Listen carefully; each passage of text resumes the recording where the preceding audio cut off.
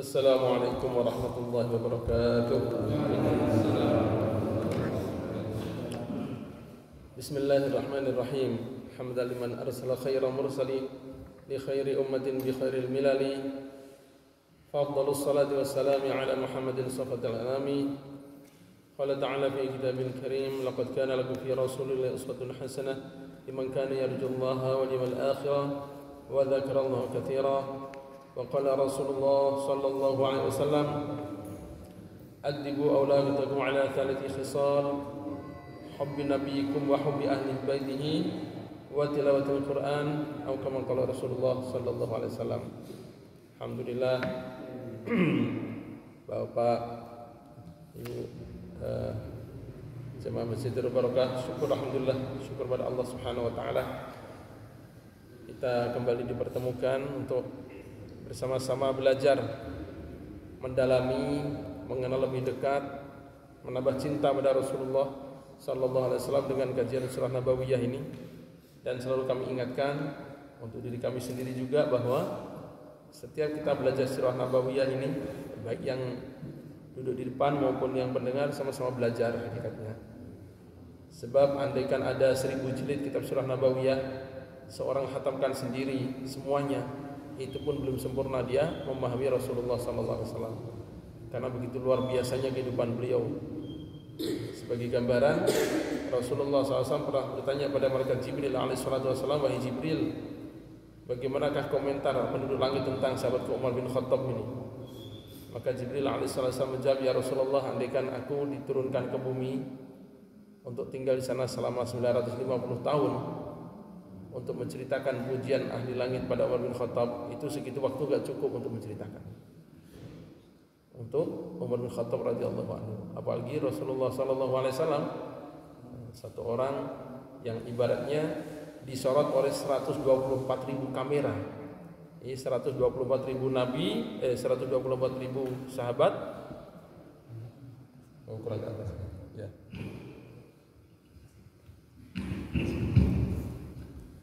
124.000 sahabat, semua menyorot Rasulullah SAW dari angle yang berbeda.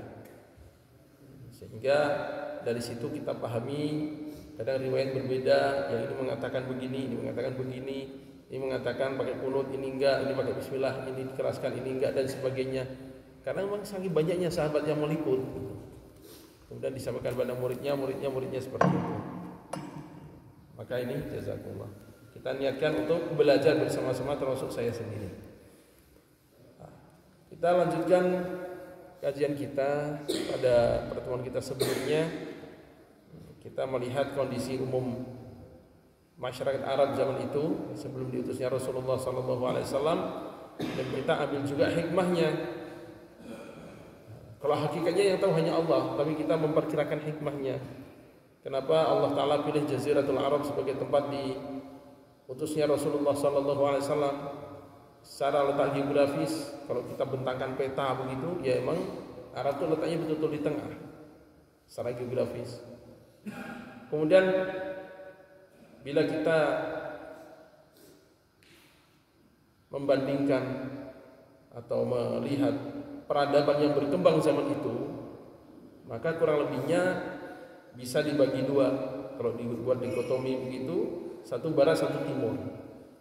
Yang barat betul-betul materialis, yang barat betul-betul materialis, ya, Eropa dan sebagainya, kesenangan, harta, nafsu, kemudian bagaimana memunculkan bangunan-bangunan fisik dan sebagainya. Sementara belahan timur ada Cina, ada India, yang spiritualis tapi kosong. Bangsa akhirnya menjurus pada mitos, pada hayalan-hayalan, hubungnya dengan supranatural, yang gak punya landasan sebenarnya.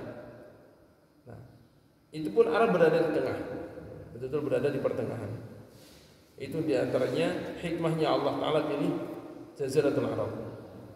Nah, sebelum diutusnya Rasulullah SAW, kita memahami bahwa Rasulullah SAW pernah bersabda, ana da'watu Ibrahim, aku adalah hasil doanya Nabi Ibrahim. Dan sebelum beliau diutus pun Nabi Isa alaihissalatu wassalam telah menyampaikan min ba'di ismuhu Ahmad,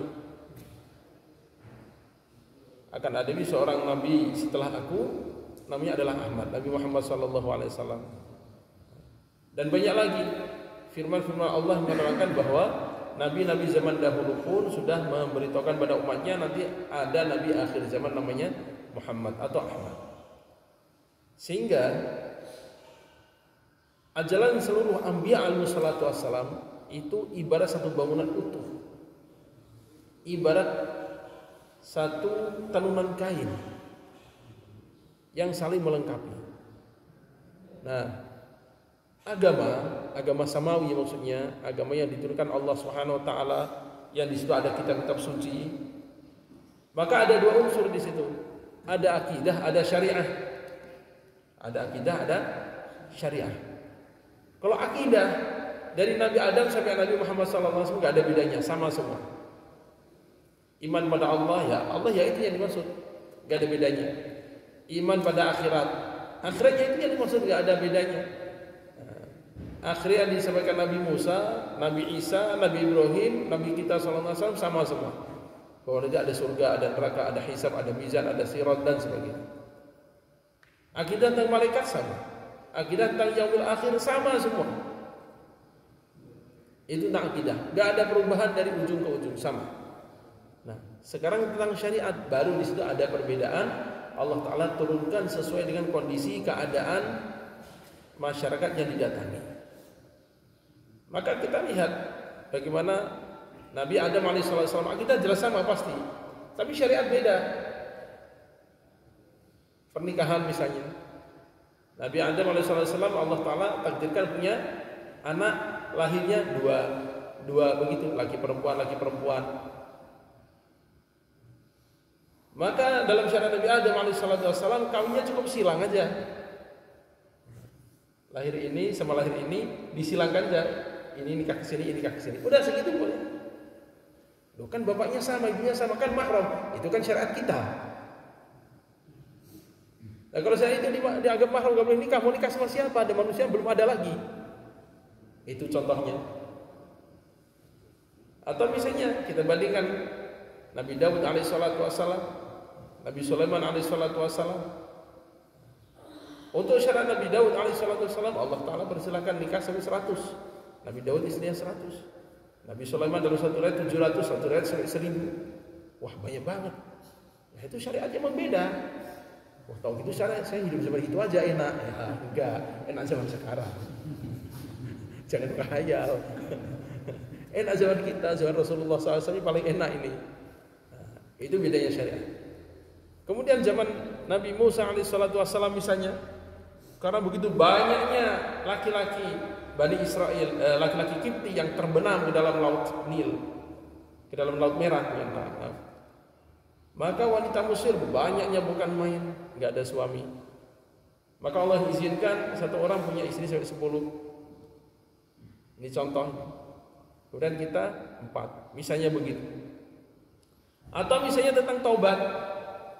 Nah, ini perbedaan syariat ini tentang taubat. Ada nabi zaman dahulu yang untuk diterima taubatnya, maka syaratnya anggota tubuh yang berdosa harus dipotong. Kalau tangan mencuri sama. Lidah misalnya sumpah palsu, maka dipotong dulu lidahnya baru diterima taubatnya. Atau kaki misalnya nendang orang misalnya, atau bagaimana lah. Itu dipotong dulu kakinya baru diterima taubatnya. Ada syarat seperti itu. Atau misalnya tentang kurban tentang ghanimah sangat beda. Zaman dahulu Nabi Musa berperang misalnya, menang, dapat ghanimah, dapat harta rampasan perang. Maka bukti bahwa perang mereka diterima, ghanimah ditaruh di padang pasir di tempat terbuka, doa pada Allah, datang api menyambar, alhamdulillah Allah terima. Enggak ada yang pulang membawa ghanimah, bahwa itu enggak ada. Nah, kita umat Rasulullah sallallahu alaihi wasallam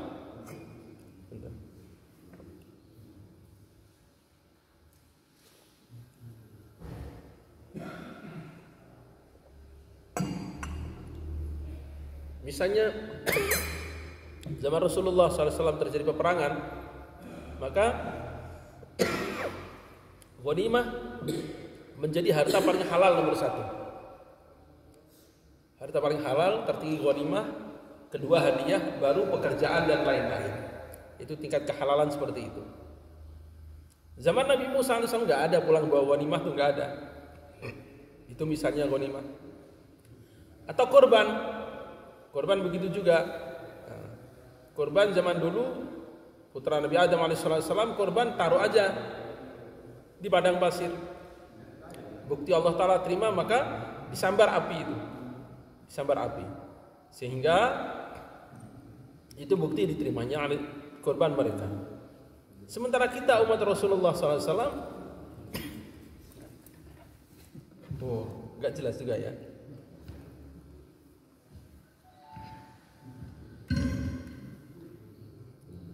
Sementara kita umat Rasulullah SAW, maka kita korban, sepertiga kita makan, 2/3 dibagikan, dan yang kita makan pun dihitung korban juga. Dan kita sebagai domba berat 12 kilo, yang 4 kilo kita bawa pulang makan sendiri dengan keluarga, 8 kilo dibagikan. Oleh mereka ditulis korban 12 kilo untuk kita. Zaman dulu boro-boro, namanya korban serahkan aja, sembelih gimana Allah. Itu perbedaan syariat. Nah, maka apabila kita melihatnya adalah hakikat ini, maka semua agama disebut agama Islam. Kalau kita melihatnya ini, semua agama Islam. Nabi Ibrahim alaihissalam, "Idh qala lahu rabbuhu aslim." Qala aslamtu lirabbil alamin. Wasa biha Ibrahim wa bani Yaqub ya bani innallaha astafa lakumuddin fala tamutunna illa wa antum muslimun. Ini pesan Nabi Ibrahim pada anaknya. Kalian harus matinya muslim. Kemudian pesan kemudian tentang Nabi Musa alaihissalam misalnya. Tatkala tukang sihir Fir'aun masuk Islam, beriman pada Nabi Musa alaihissalam, maka mereka pun merasa masuk Islam. Wa ma tanqimu minna illa anna amanna bi ayati rabbina lamma ja'atna rabbana afrigh 'alaina sabran wa tawaffana muslimin. Ya Allah, berikanlah kesabaran pada kami dan matikan kami sebagai orang-orang muslim. Ini kata tukang sihirnya Fir'aun waktu beriman, mengaku Islam. Atau Nabi Isa alaihissalam, falamma ahassa Isa minhum al-kufra qala man ansari ila Allah qala al-hawariyuna nahnu ansarullah amma amanna billahi billah washhad bi annana muslimun. Ini Nabi Isa alaihissalatu wassalam. Maka kalau orang bertanya, zaman dulu Nabi itu agamanya apa? Ya Islam.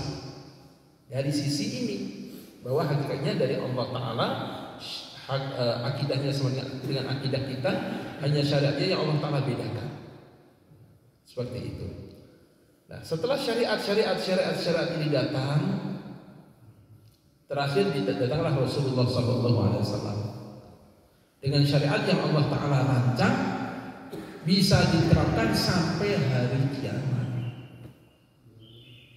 Makanya Rasulullah SAW dengan tawadhunya beliau mengatakan, aku adalah seperti batu bata yang menyempurnakan bangunan mewah dan indah, yang tinggal kurang satu saja batu bata itu supaya terlihat sempurna. Akulah batu bata itu. Beliau merasa bukan satu orang pembaharu, satu orang yang hebat. Aku adalah bagian dari penyempurna ajaran nabi-nabi terdahulu, penyempurna saja dari ajaran mereka. Sedangkan beliau adalah Sayyidul Mursalin sebenarnya. Nah, ini hubungan agama Islam dengan agama-agama sebelumnya. Dari sisi akidah gak ada bedanya 1% pun, sama semua. Dari sisi syariat Allah Ta'ala atur seperti itu.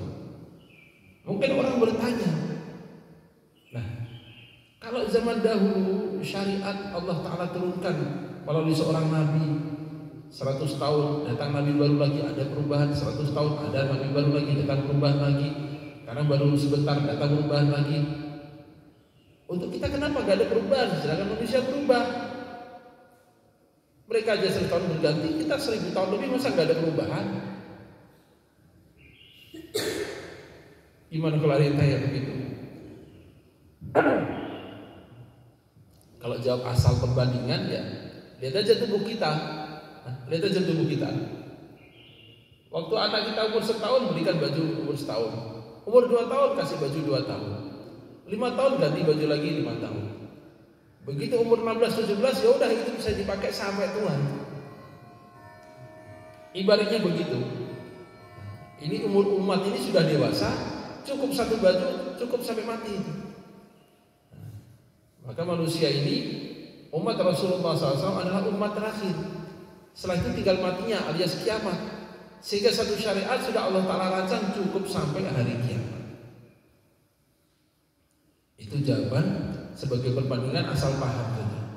Tapi kalau secara hakikat, maka kita katakan bahwa manusia dan alam semesta ini semuanya adalah Allah yang menciptakan. Kalau Allah yang buat aturan, Allah Ta'ala tahu apa yang akan terjadi. Maka nggak usah khawatir. Oh, gimana kalau nggak cocok? Pasti cocok. Oh, tapi kan zaman itu Rasulullah nggak ada kendaraan, nggak ada mobil. Waktu itu kan di padang pasir. Waktu itu kan nggak ada listrik. Gimana bisa cocok? Kan kadang ada orang Mesir nanya begitu. Maka kita jelaskan bahwa syariat atau agama yang Allah Ta'ala turunkan ini bukan mengatur benda-benda. Bukan mengatur benda-benda, tapi yang diatur adalah manusianya. Nah, manusia zaman Rasulullah SAW dengan manusia zaman kita apa beda? Beda? Sama kan? Maka selagi yang diatur manusianya sama ya syaratnya masih berlaku.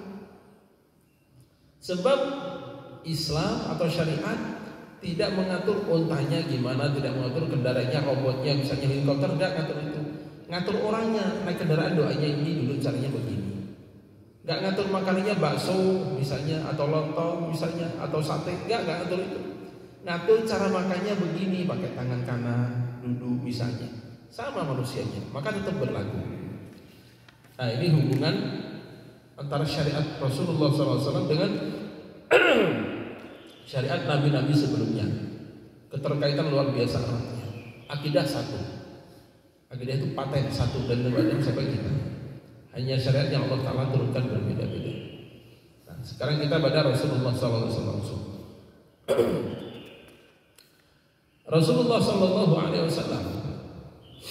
Allah Ta'ala takdirkan lahir pada hari apa? Hari Senin, tanggal 12 Rabiul Awal. Kalau kita mempelajari tentang fadilah waktu, maka dari 7 hari, hari paling utama hari apa? Jumat. Dari 12 bulan, bulan paling utama adalah bulan Ramadan. Kalau ada orang tanya, loh, kenapa Allah Ta'ala nggak takdirkan lahirnya Jumat bulan Ramadan? Kan itu hari paling utama Jumat. Keren kan lahirnya hari Jumat misalnya. Ramadan lagi malam 27 misalnya. Kok nggak ditakdirkan begitu? Gimana kira-kira? Ini pun dikaji oleh para ulama ini.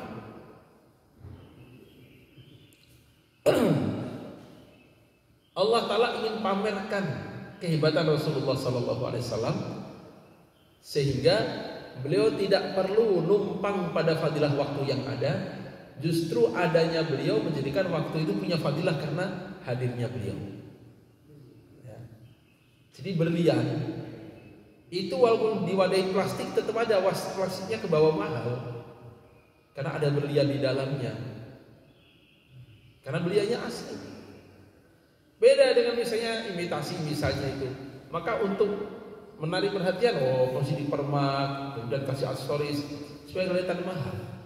Tapi kalau berlian, gak usah pakai plastik, gak usah wadahin, tetap mahal dia. Nah, Rasulullah sih ibaratnya begitu. Ibaratnya begitu. Jadi kalau berlian mau diwadahi, wadahnya yang menyesuaikan. Ini barang mahal, ini harus dibuat wadah yang eksklusif untuk menyesuaikan dengan isinya. Bukan untuk untuk mengupgrade isi, bukan untuk menyesuaikan dengan isinya. Ya, Rasulullah SAW hari Senin yang asalnya hari biasa, dengan Rasulullah hari Senin, akhirnya hari Senin jadi istimewa. Karena ada Rasulullah lahir di situ. Hebatnya Rasulullah begitu. Rabiul Awal asalnya itu bulan biasa seperti yang lain, gak diperhitungkan sebagai bulan istimewa. Begitu Rasulullah lahirnya Rabiul Awal, Rabiul Awal jadi istimewa akhirnya. Allah ingin pamerkan itu, sehingga tidak ditetapkan lahir hari Jumat misalnya atau Ramadan. Enggak, Rasulullah enggak butuh itu. Dia tampil sendirian sudah berfadilah. Itu hebatnya. Nah, ulama ini begitu telitinya, subhanallah, tentang Rasulullah Sallallahu Alaihi Wasallam.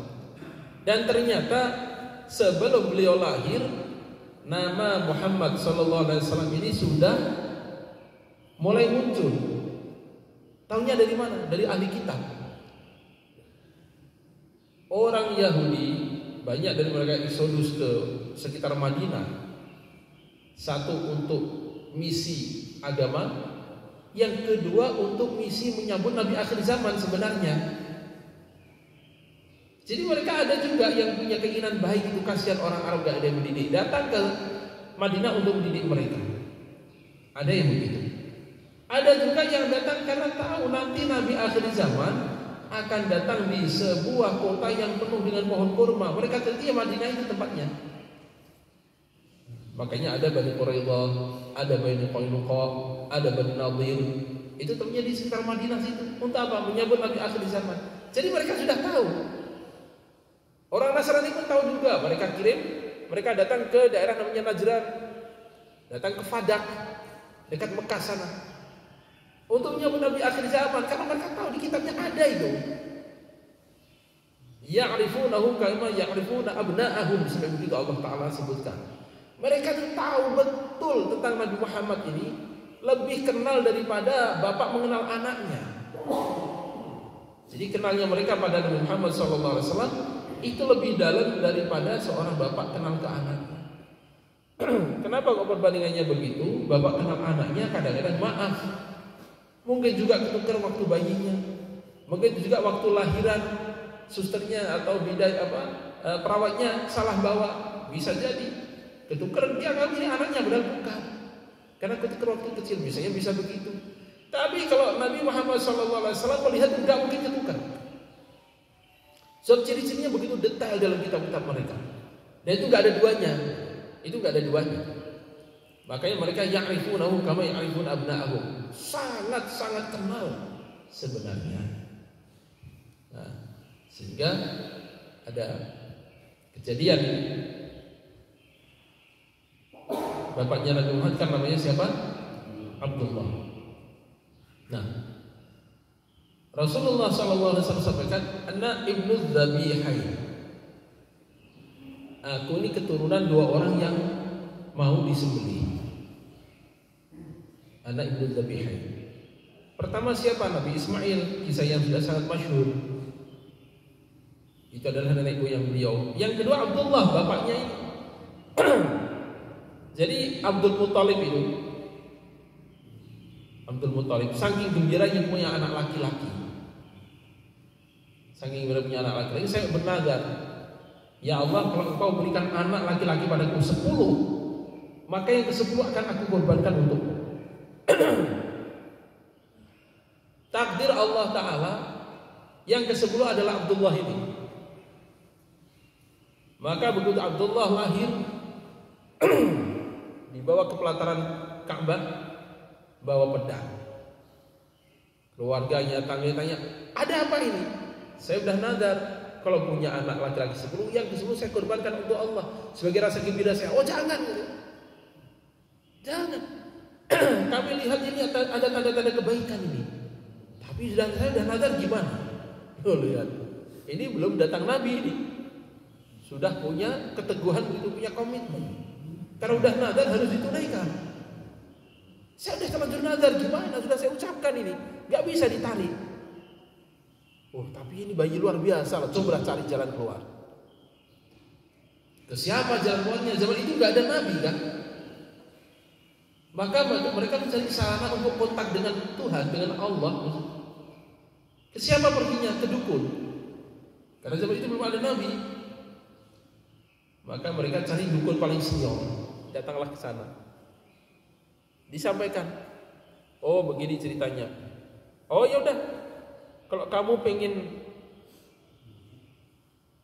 tetap menunaikan sumpah kamu tanpa harus menyembelih, coba kamu tebus.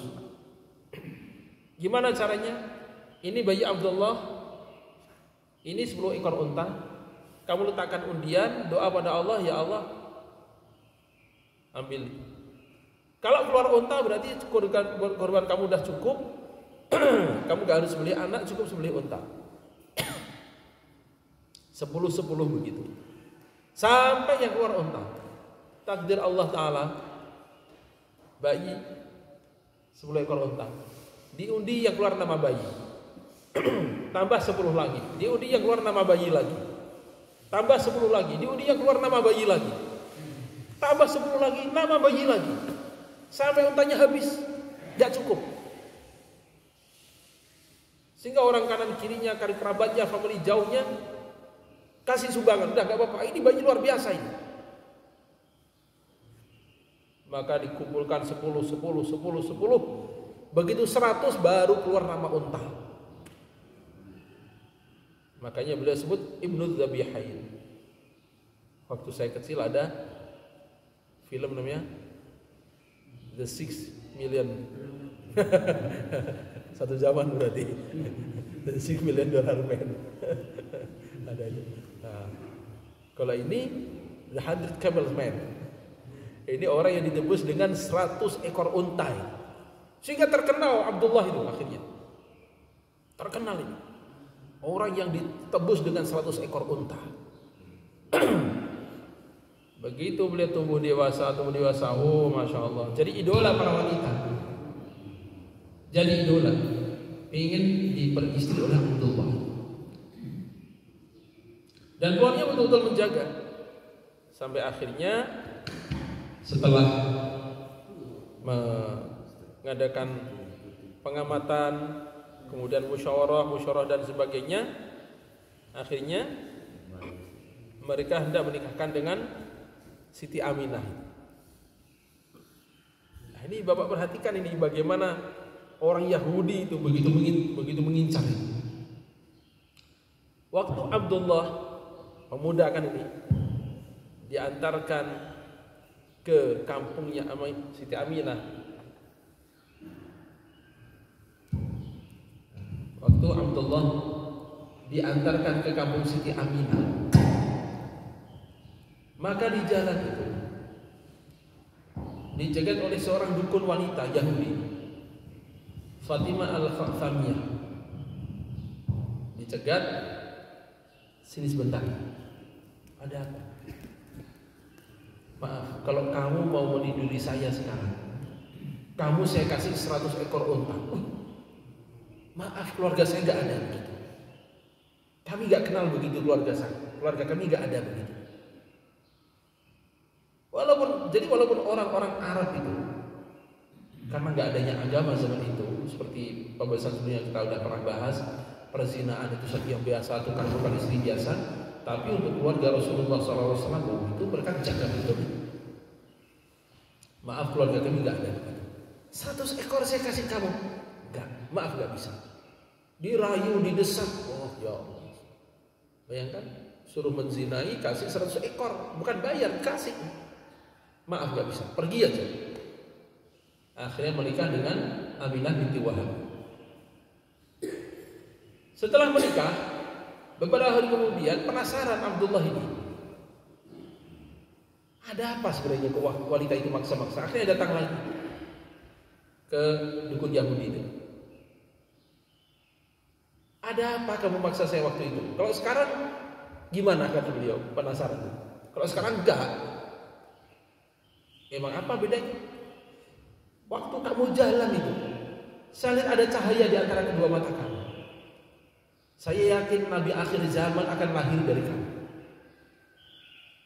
Makanya saya berangan-angan, alangkah senangnya saya kalau itu lahir dari rahimku. Tapi sekarang udah nggak pindah ke Aminah, nggak butuh saya dengan kamu. Saya bukan itunya, saya ngejar cahaya itu udah nggak ada lagi. Kayak gitu ya. Jadi mereka itu sangat tahu gitu. Bukan nggak tahu, sangat tahu. Belum lahir aja udah ngejar-ngejar begitu. Itu ada dalam kitab-kitab Sirah Nabawiyah. Kembali ke Rasulullah SAW. Beliau lahir hari Senin 12 Rabiul Awal jam berapa? Belum ada jam waktu itu. Cuman ulama menghitung itu.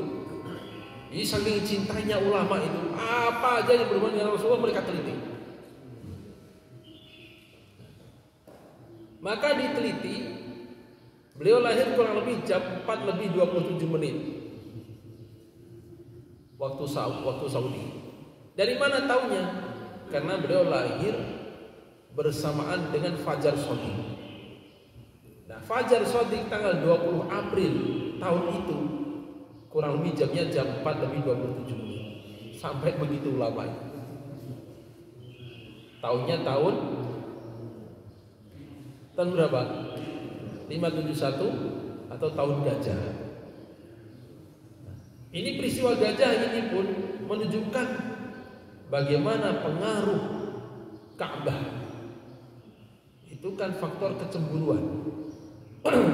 Jadi Mekah Mukarramah dengan kondisi yang begitu gersang, tapi dengan adanya Ka'bah Al-Musyarrafah, maka menjadi subur ekonominya. Karena orang berdatangan untuk haji, jadi haji masih ada, cuman ala mereka. Gak bisa dipungkiri dengan datangnya orang berbondong-bondong ke sana ya, memutar roda ekonomi. Sehingga Raja Ethiopia zaman itu, Bapak jangan lihat Ethiopia sekarang ya, Ethiopia zaman itu punya kekuasaan sampai Yaman. Yaman itu wilayahnya Ethiopia.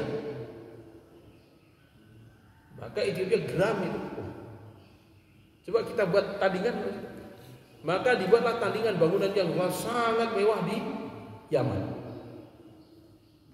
Orang didorong, dianjurkan atau diprovokasi lah gitu untuk sebagian hajinya ke Yaman itu. Ini ada bangunan lebih menarik, lebih mewah. Nah, di sini kita pahami bahwa perjalanan haji dari zaman dulu sampai sekarang itu bukan perjalanan fisik, tapi perjalanan rohani. Kalau fisik pasti ujungnya kejenuhan. Orang misalnya ke Kawah Putih, pertama kali wah luar biasa. Kedua kali dah tahu. Ketiga kali kamu aja masuk, saya di mobil aja. Keempat kali, 5 kali enggak cari